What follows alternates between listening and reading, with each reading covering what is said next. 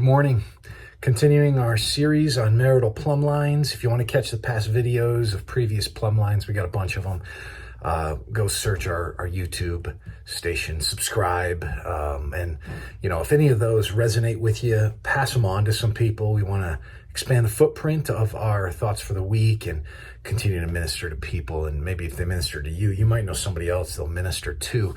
Here's a plumb line, keeping our marital relationships, our family relationships in line, sort of something to measure them by. I want to give you one and then talk about some practical implications out of it. But here's the plumb line. Stay emotionally and physically connected. Stay emotionally and physically connected. This is practically speaking, this is one of the reasons why you don't let anger sit, because anger has a way of emotionally disconnecting you. And then it also physically connects you. I mean, think about a time maybe when you're married and you got upset at your spouse or your spouse was upset with you and one of you slept in the other room. Hopefully you made up quick. But if you didn't, you could have gone another night and another night. And I know families and situations where people have slept apart for years, for months, for weeks. Like, it's unhealthy. The divide happens. It's like when you have something sitting in the space of the relationship and you don't communicate. So anger and frustration, all those things, they mitigate against emotional and physical connectedness and proximity. So you need to fight for emotional and physical connectedness. So stay emotionally and physically connected. Let me give you a few practical ways you can do that. Number one, do stuff together. Do stuff. Plan to do stuff together. And by that, I mean do special things together. Plan to go out, have a date night. Plan to do stuff with your children. Plan to be present. Gather around a meal. Plan to go on vacation. Plan to do things that maybe you don't have the money, don't cost money. Go for a hike. You can just drive there. Drive to the base of the mountains, go. Drive to a lake, walk around the lake, go swimming. There's lots of things you can do that don't necessarily cost money. Spend time in that way together. Let me give you a second that relates to that, but that is form regular daily routines. Have things that put you in proximity to one another. If you are always going here, there, and everywhere, find a way to converge. Find a way to connect and prioritize it. And I realize we have jobs, we have life, we have ministry, we have church, we have all kinds of things. So there are things we're doing, which are good, and we want to do them. But just make sure that there's some time in a daily routine that you are together. So events, stuff, do stuff, daily routines. I'm going to give you two things that I think are like gold. I have counseled so many couples and exhorted them to do this, and it's so simple. So this is specifically for marriage, but I will say it also extends to parenting in some really tangible ways. Here's the first.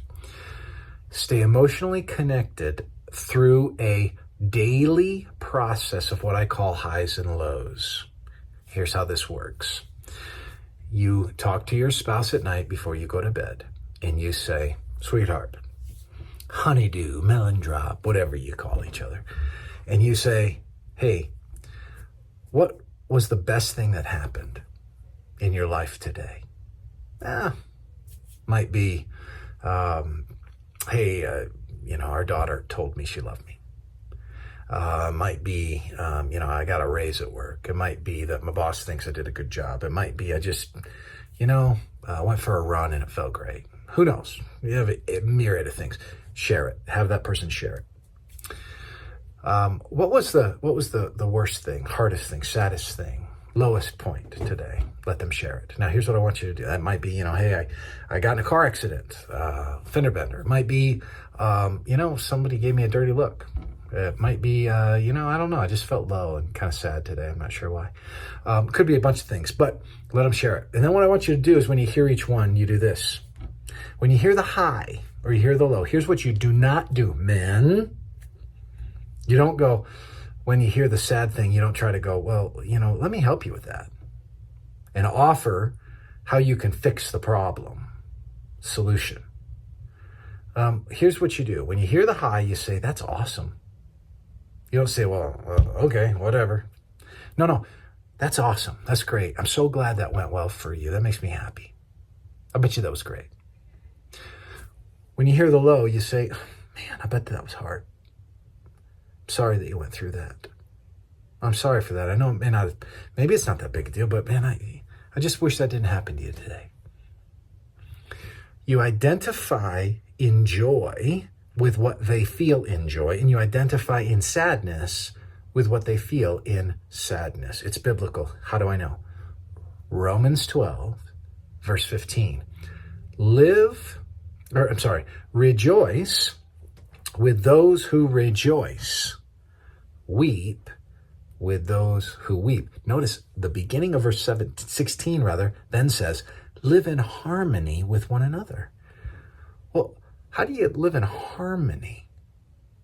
How do you get on the same page with someone? You identify emotionally with them. It's called empathy. You feel into them in that way. So what I want to encourage you to do is plan for empathy, plan for connectedness, plan for emotional proximity. And you do that. And as you do that on a daily basis, here's what happens.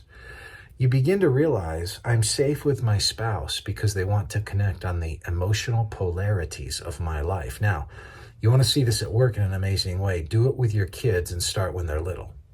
Do it with your grandkids and start when they're little. You begin to teach them that dad, granddad, mom, grandma are safe places for me to share my hurts and my joys, my highs and my lows. And what that means is that as you they share highs and lows, that means that they feel safe there, but they feel safe everywhere in between as well. And now you end up being invited in the role of a confidant, in the role of a counselor, in the role of someone who is safe for me to be me in my rawest with. That's how you cultivate that. So just review 3 things so far, and I'll give you a 4th. You got to do stuff, special things, regular things. But then you got to map daily routines together where there's rhythmic connection. You got to connect on the emotional polarities and plan for it. And then finally, you got to pray with each other. People need to hear you pray for them.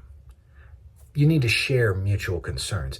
Mom and dad need to rally around the concerns they have about kids, about in-laws, about parents, about extended family, about life and jobs and all that kind of stuff, right? It's right smack in the middle of James 5:16. Pray for one another.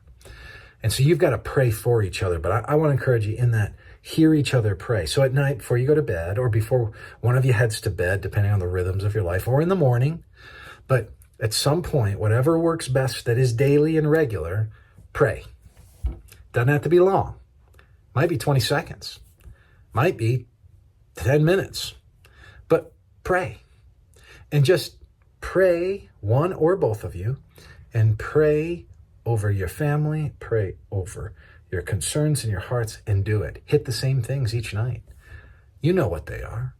Bring them to the Lord and hear each other pray, and pray for one another and share requests that are on your heart. You'll get a spiritual connection out of that. The former thing, on the highs and lows, you get an emotional connection. Daily routines give you physical connection. Special events give you all that. Just keep it connected. Important plumb line. Stay emotionally, physically connected. The world will be chaotic and it'll try to separate you. Don't let it happen. That's our thought for the week. Take care. Thanks for watching today's video. If you enjoyed it, click like, subscribe to our channel, or leave us a comment. We'd love to hear from you. Most importantly, if it ministered to you or you know someone it could minister to, share it with them and spread the word about these thoughts for the week. Thanks for joining us.